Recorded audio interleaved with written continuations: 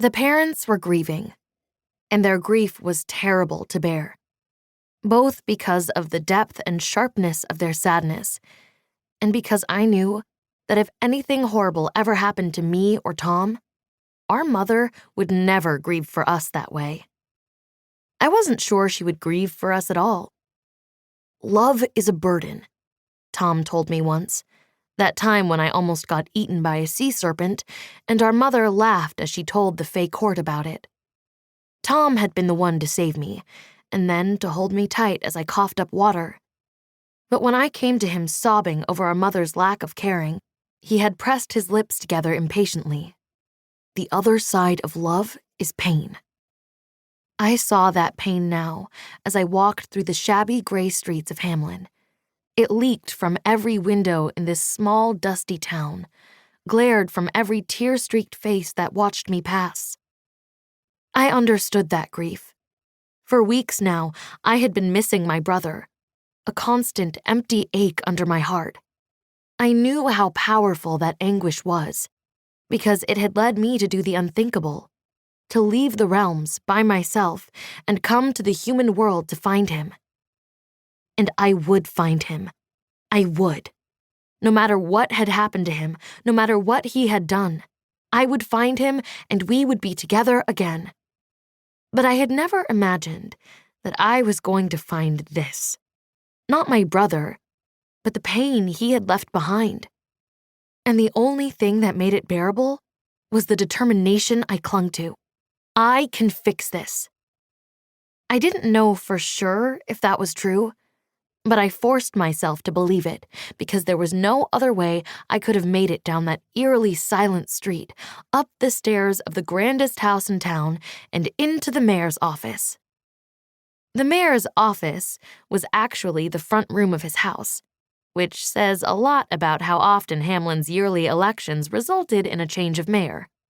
Mayor Herman, I'd been told, had been the mayor for over 20 years. It would probably help if someone occasionally ran against him, but since no one ever did, the ballots generally had two choices: Herman Jeremson and somebody else if we can find someone qualified and willing, which is unlikely.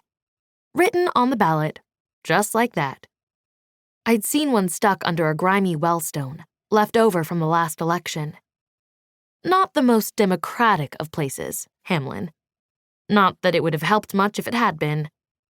The mayor's office reeked of stale tobacco, and his face shone with sweat. He sat upright in his brown leather chair, brow furrowed as if he was in control of the situation. But I, of all people, could recognize tightly controlled fear. He had been the one who hired my brother as a rat catcher. He had been the one who refused to pay the exorbitant fee. Any moment now, the people's grief would turn into anger, and they would remember who was responsible for the tragedy that had overtaken their town. They would be wrong. My brother had come for their children, and he would have found a way to take them even if Hamelin had a smart and honest mayor.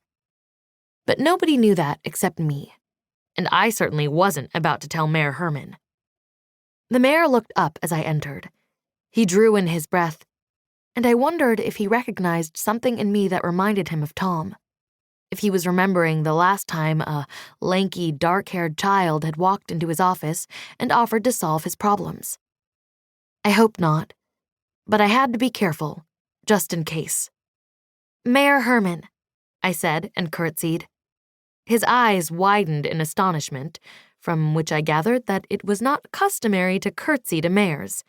Human etiquette rules were so confusing. I am here to help you get Hamelin's children back. Are you?